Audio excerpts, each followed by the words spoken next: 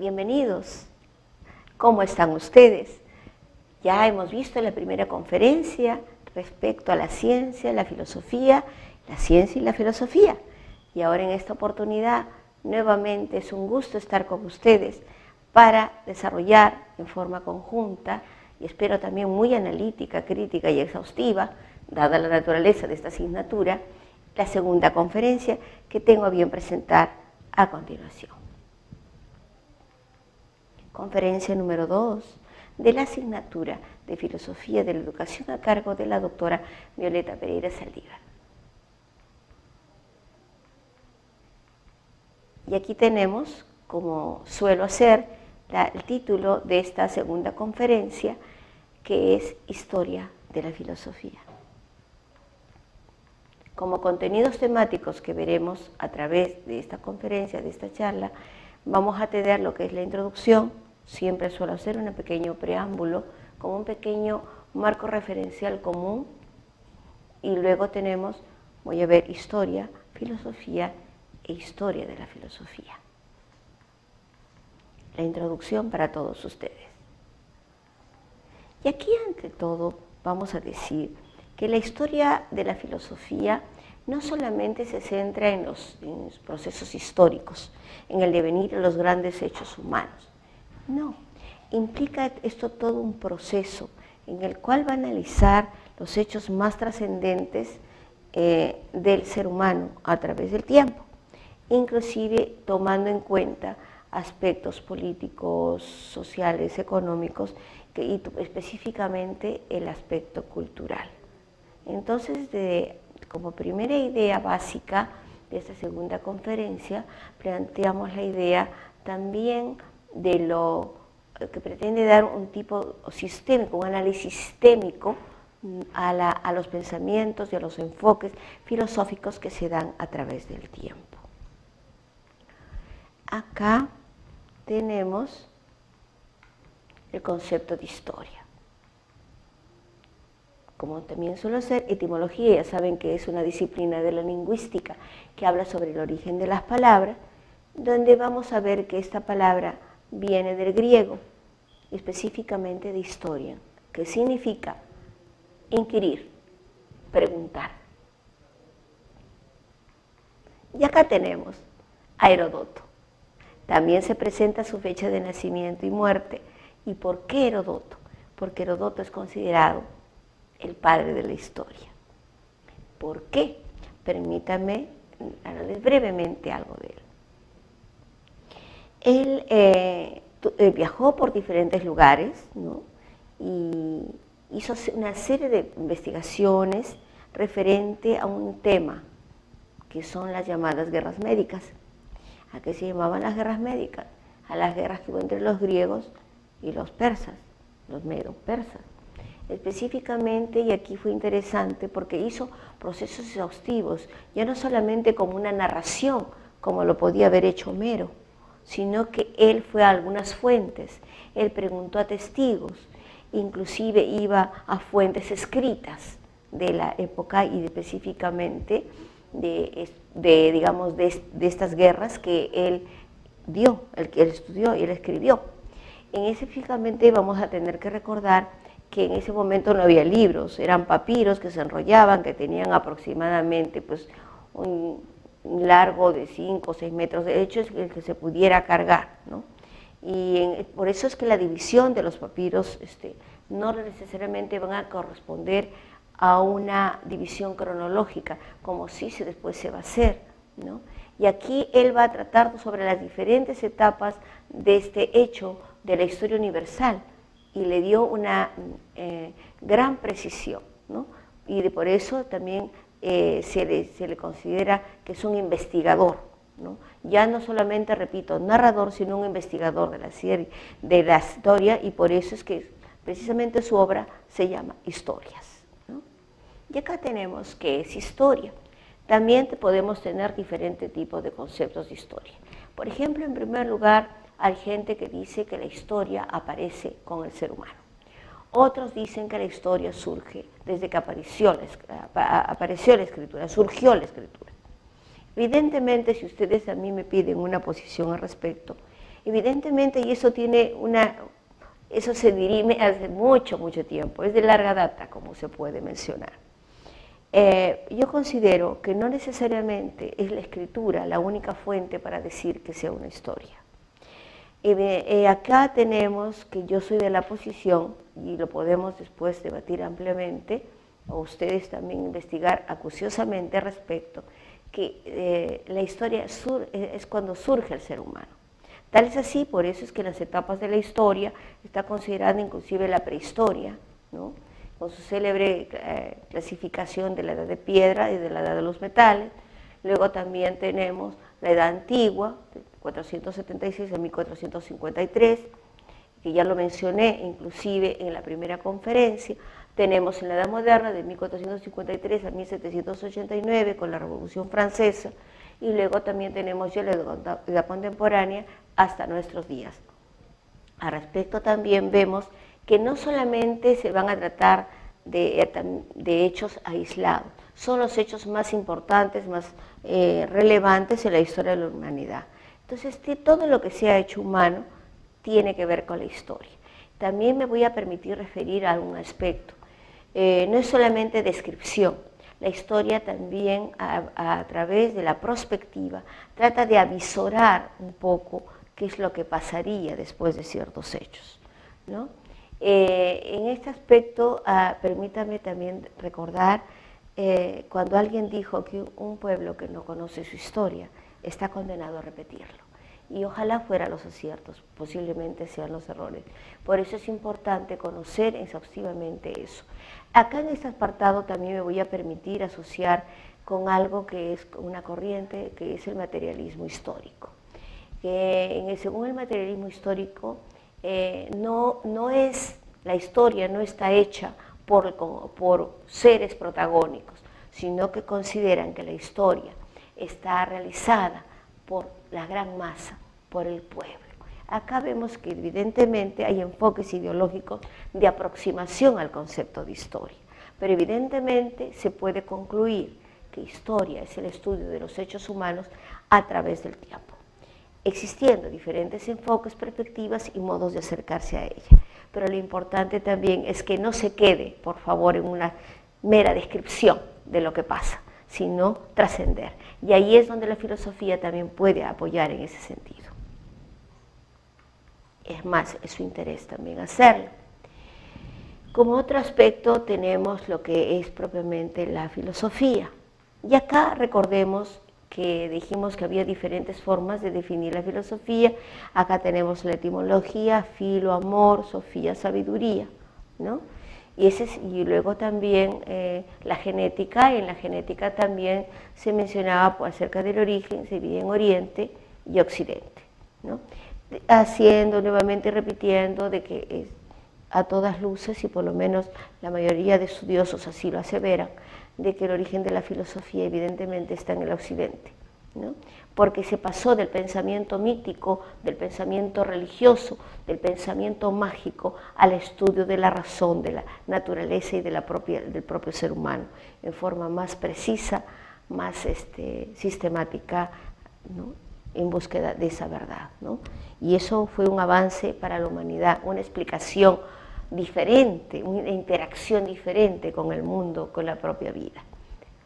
Luego tenemos, y aquí presentamos el concepto de filosofía que proponemos a ustedes en esta oportunidad. Es la ciencia que, ¿no?, por medio de la razón, palabra clave en la filosofía, trata de las causas trascendentes de todas las cosas y de la existencia. Repito, aquí permítanme, ¿por qué se habla de cosas trascendentes? A veces cuando se quiere irrogar al término de filosofar, cuando una persona está pensando, reflexionando en eso. No, no es así. Es más, permítanme también recordarles que, por ejemplo, en el Imperio Bizantino había, se dice, una célebre discusión, ¿no?, que ustedes habrán escuchado esta expresión, discusión bizantina. Se denomina discusión bizantina cuando se llegan a hablar, se demora tiempo, energía, en cosas que son nimias, que no son importantes. Por ejemplo, se dice que una discusión bizantina es, por ejemplo, y que se dio en un determinado momento en el Imperio Bizantino, es ver cuántos ángeles cabían en la punta de un alfiler. Eso no es trascendente, evidentemente. Lo trascendente sería, existe un mundo de más allá, existen almas, ¿por qué tienen estas características? ¿Cuál es el origen inclusive del universo? Esos son los temas que le interesan a la filosofía, no cosas nimias que de repente pueden ser vistas por otras ciencias, ¿no? Y con otro tipo de carácter, dada la naturaleza de lo que pretendan cada ciencia particular.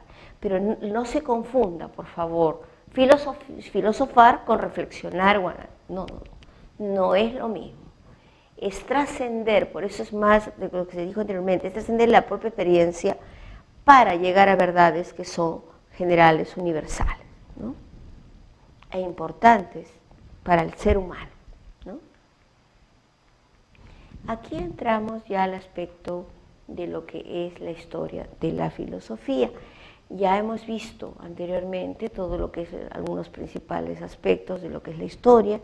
Hemos visto también la definición de lo que es la filosofía, recordemos también las características que hemos mencionado, ¿no? Que es racional, es crítica, es fundamental, es holística. Recordemos todo ello para abordar con ese criterio lo que viene a continuación. Y aquí viene algo. Ahora sí reflexionaremos sobre filosofía. ¿Para qué nos sirve la filosofía?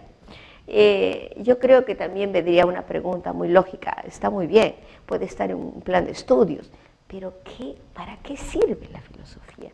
Y acá a través de esta diapositiva y con una actitud también pensativa, se trata de dar una respuesta, una de las posibles tantas respuestas de por qué es importante la filosofía. Acá dice realmente es una reflexión de nuestra propia existencia. Ya no solamente estamos, sino somos. ¿Y qué podemos ser? Evidentemente, miren, la inteligencia, la razón es lo que diferencia al ser humano de otras especies, ¿no? Y eso es lo que, sobre ese espíritu, es el que la filosofía aborda, ¿no? Todos los parajes y todos los aspectos, todos los temas que no le son ajenos al ser humano, ¿no? Pasamos precisamente el origen, específicamente, que ya lo hemos indicado en la antigua Grecia, y específicamente se dice que ciencia y filosofía al principio se conocían como lo mismo, ¿no? Y está considerado que fue una escuela filosófica en Jonia, los jonios. Específicamente acá vemos un personaje que también lo deben conocer ustedes, Tales de Mileto, ¿no? Tales de Mileto también es considerado para algunos, ya hemos visto acá a Pitágoras como un gran matemático y que también hizo aspectos filosóficos, pero como que fue más concienzudo, más sistematizado, Tales de Mileto, ¿no? Él también tenía una asociación con la matemática, ¿no? Pero Tales de Mileto es conocido, hay una leyenda respecto a él. Se dice que él, llegando a Egipto, él quería saber cuál era la altura, ¿no?, de las pirámides. Entonces, por medio de la sombra, pudo hacerlo. Él tuvo también muchos avances en este aspecto de la filosofía, ¿no? Él también por eso fundó también su propia escuela de filosofía y también evidentemente tuvo una serie de seguidores, ¿no? Pasamos ahora a la Edad Antigua. En la Edad Antigua, ¿quién no conoce a Sócrates? A Platón y Aristóteles. Sócrates nuevamente se presenta aquí, 470-390 a.C. Sócrates, que se considera el gran maestro de la filosofía, tal vez el primer gran maestro, porque inclusive Tales de Mileto avanzó, pero a él se le considera inclusive también a Sócrates creador del método socrático. ¿En qué basa? En una especie de diálogo e interacción con el alumno, con los jóvenes a los que ya él enseñaba en plenas plazas públicas, ¿no? Él se caracterizaba por su sencillez, por su gran locuacidad, por su gran don de convencimiento. Y a través de la ironía, del diálogo, él logró hacer este método que inclusive es muy interesante, ¿no? Él, desgraciadamente, debido a sus ideas de búsqueda de la verdad, luchó contra ciertos intereses políticos, y él fue inclusive considerado muy peligroso para esa juventud, para las nuevas generaciones. Entonces fue condenado por un tribunal a que se suicidara. Y el método que se utilizaba era tomar cicuta, que es un veneno, ¿no? Es más, le quisieron convencer de que él huyera de la pena, pero él había vivido con la verdad, no podía escaparse, ¿no? Y enfrentó esto y hasta el último siguió dando sus sabias enseñanzas. Evidentemente también su discípulo Platón, también acá tenemos 427, 327, lo verán con su célebre gesto. Él considera que en la vida hay objetos que son materiales, que son imperfectos, inacabados. Y por otro lado está el mundo de las ideas. Y ese mundo de las ideas son las perfectas. Entonces, evidentemente, él también va a crear toda una teoría respecto que es llamada la teoría de las ideas o de las formas. Esto lo va a hacer a través de la escuela que va a fundar, que es conocida como la Academia, donde va a conjugar unas célebres personajes, ¿no? Inclusive también lo veremos Aristóteles y otros destacados filósofos, inclusive de esta época. Llegamos a Aristóteles. Bueno, ahí también lo tenemos a 364, 322, Aristóteles, que fue discípulo de Platón, y por consiguiente ustedes también lo estarán asociando como el maestro de un gran conquistador, el hijo de Filipo II, Alejandro Magno. Específicamente Aristóteles, él no cree en las ideas de su maestro. Es más, él concibe y tiene una orientación más racional, más material de la filosofía. Y hay una célebre expresión que es conocida, que él mencionó: yo amo a Platón, pero amo más la verdad. Y lo tipifica de cuerpo entero, porque los filósofos, bueno, los científicos se buscan la verdad, pero específicamente los filósofos. Y permítame hacer un comentario también acerca de Aristóteles. Tuvo una gran influencia, todos ellos tuvieron, pero específicamente Aristóteles en la Edad Media, como veremos a continuación con Santo Tomás de Aquino. Pero también hay un pensamiento que permanece vigente. No hay nada en la mente que antes no haya pasado por los sentidos. Este es un principio de neuropedagogía que sigue vigente. Mucha atención. Y por eso es que a estos señores son clásicos de la filosofía, y vale la pena conocerlos y profundizar más al respecto de su gran legado para la humanidad. Tenemos ya la Edad Media, ya la hemos caracterizado en la primera conferencia. Entonces vamos a hablar someramente del principal representante de esta filosofía. Si decíamos que la Edad Media es una edad netamente teocéntrica, entonces evidentemente la filosofía debía ser evidentemente conocida como escolástica. Y acá tenemos a Tomás de Aquino, que es también doctor en educación, doctor de la Iglesia, que nació, ya saben, en 1225, 1274 después de Cristo. Él se centraba en el objeto del conocimiento, pero todo esto giraba en torno a Dios, giraba al concepto de Dios, a la creación de Dios, al mundo por Dios. Evidentemente, él tuvo una gran influencia de Aristóteles. Es conocida también la expresión de que Tomás de Aquino cristianizó a Aristóteles. Él quiso demostrar con su obra la Suma Teológica la conjunción, la unión de que no había incompatibilidad entre la filosofía aristotélica y la filosofía católica, escolástica, que él defendía y propugnaba por su vida, ¿no? Por su vida y por la mística que él llevaba. Luego pasamos a la Edad Moderna. Y hablar de Edad Moderna, evidentemente, señoras y señores, es hablar de René Descartes, que nació en 1596, 1650 en Francia. Es conocido con esta célebre frase, cogito ergo sum, que en francés es je pense donc je suis, en castellano pienso, luego existo. Él tiene una célebre obra, que es el Discurso del Método, en el cual él plantea una aproximación al estudio de la realidad y de la ciencia, ¿no? De lo más complejo, ir atomizándolo hasta las partes más sencillas y después, por un proceso de síntesis, abarcar y analizar nuevamente, un proceso de reconstrucción analítica, el objeto de lo que él quería analizar. Él también es, de hecho, partidario de lo que se llama la duda metódica, ¿no? Él duda de todo, pero no es la duda, una duda tal vez existencial y muy común, es que me pongo hoy día, no. Es la duda de que él considera que todo saber, todo conocimiento debe ser puesto en tela de juicio hasta que por medio de la ciencia y de la razón se compruebe su certeza y su validez.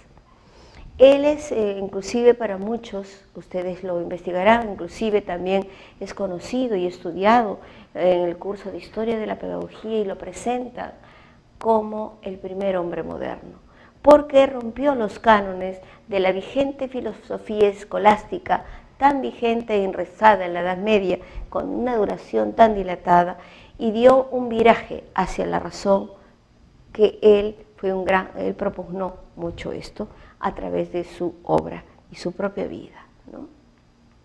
Finalmente tenemos ya la edad contemporánea, y acá tenemos, y fue a quién elegir, bueno, tenemos por ejemplo a Hegel, tenemos a Karl Marx, a Nietzsche, tenemos a tantos, ¿no? Pero en este caso voy a elegir, siguiendo la escuela francesa, porque tuvo en una época mucha influencia, la escuela francesa, al padre del existencialismo, Jean-Paul Sartre, ¿no?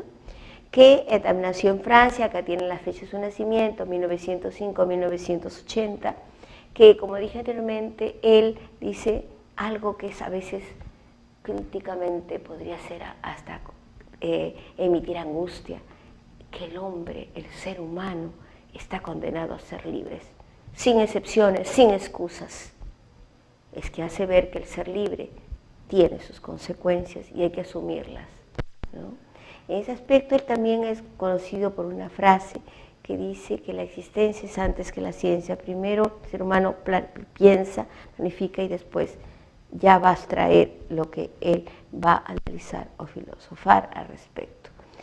Él tiene también célebres obras, ha tenido una gran influencia, inclusive, señores, su influencia ha trascendido a la literatura, a las artes en general, ¿no? Inclusive, como anécdota, él fue nominado para el Premio Nobel de Literatura en la década de los 70, pero él negó esto porque él estaba encaminado para otros avatares y evidentemente como filósofo fue consecuente con ello. Fue pareja inclusive de Simone de Beauvoir, también una gran pensadora y mujer de avanzada, ¿no?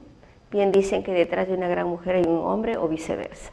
Aquí pues, señores, entonces estamos presentando con una línea de tiempo muy somera, porque eso se irá desarrollando a través de la asignatura, este viaje por el tiempo, principales aspectos de lo que es la historia, la filosofía, la importancia de estudiar y cuál es el enfoque de la historia de la filosofía, y algunos de los principales representantes siguiendo la clasificación de las etapas de la historia. Bueno, señores, con esto damos por concluido la segunda conferencia y entonces los invitamos a llevar con mucho ánimo y entusiasmo el estudio, el análisis, la reflexión a través de las clases que tendrán a bien llevar. Muchísimas gracias nuevamente y quedo a su disposición.